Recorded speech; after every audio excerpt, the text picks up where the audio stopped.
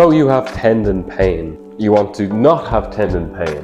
You've probably spent a lot of time Googling different exercises, you've done the exercises, but the tendon pain is just sticking around way longer than it should.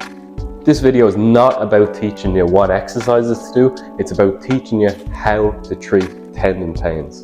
And this is something I do absolutely every day with my patients. I walk them through this exact methodology because it's easy to understand and it works. So let's jump right into it. First things first, we need to know, do you actually have a tendon pain? So generally a good place to start is, do you have a pain on a tendon? Usually particular sites would be your patellar tendon, bottom of the kneecap, Achilles tendon on the back of the heel, sometimes tennis elbow on the lateral side of the elbow, and then the rotator cuff tendon up in the shoulder are common sites. So tendon pains are also called tendinopathies, tendinitis, repetitive strain injuries, and they usually have a very particular history which helps you understand, is it actually the tendon or is it something else? They usually have a gradual build-up which is a result of a change in someone's activity. Maybe you've just taken up running for the first time, maybe it's a really tough part of the season, you've been playing a lot of matches and there's that big spike in activity levels. And one other key indicator is it's usually painful in the morning rather than the rest of the day. It usually warms up, feels fine, then the next morning you still feel the pain again. That's the same for exercise. When you're resting it feels awful, and then you do the exercises, you feel great, and then afterwards it starts to feel awful again. Now then, how do we go about treating these tendon pains? Now bear in mind I'm sacrificing a little bit of accuracy here for understanding, so don't come for me.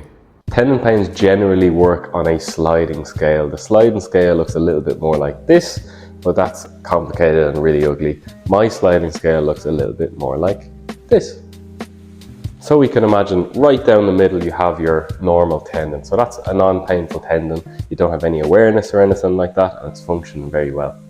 On one side of the scale we have a tendon that's being underloaded, it's not really putting any weight through it that you normally would, and then on the other end of the extreme we have an overloaded tendon, so overuse.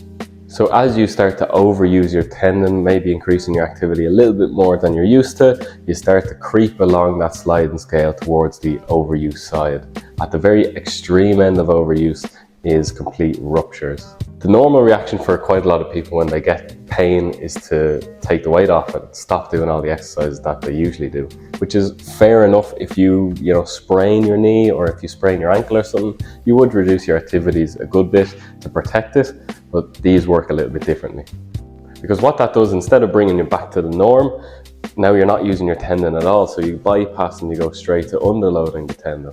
And then you try to rejoin all your activities that you were previously doing, but your tendon is still not really used to them yet, so you start to overuse it again, and then you get caught in that spiral, and then that's why these things persist.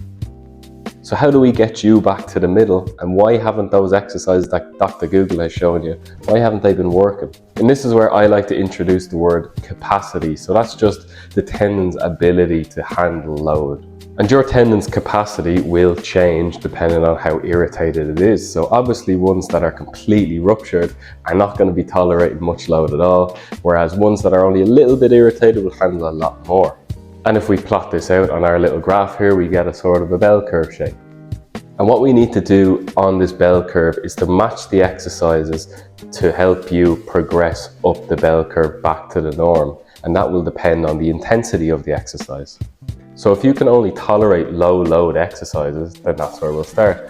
But those low load exercises are going to do absolutely nothing for the people who can handle a lot more.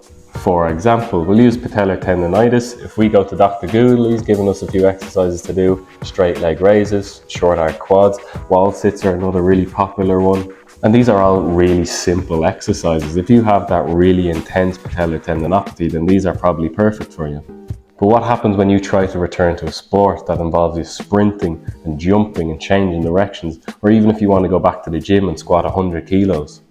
The jump between these exercises and that level is huge, which becomes another reason why people get in trouble, is they progress the exercises way too quickly.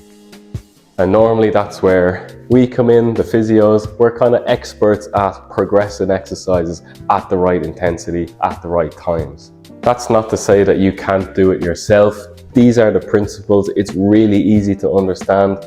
You just need to fill the gaps with what exercises are right for you at what time. At the beginning, maybe the wall sits are great, but if you want to get back to jumping and sprinting and running and all those sorts of things, you need to progress stuff up that bell curve.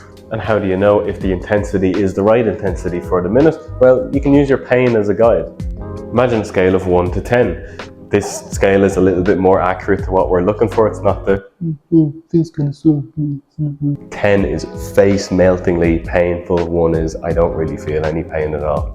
We want you somewhere in between 1 and 4. Anything above that is just not really worth your while, and you'll start creeping towards the overuse side again. This scale not only includes the pain you're getting during the exercise, but remember, tendon pains are usually most painful afterwards. So if you feel fine during the exercises, but tomorrow morning you're 7 out of 10 pain, then it was too much, so scale the intensity back.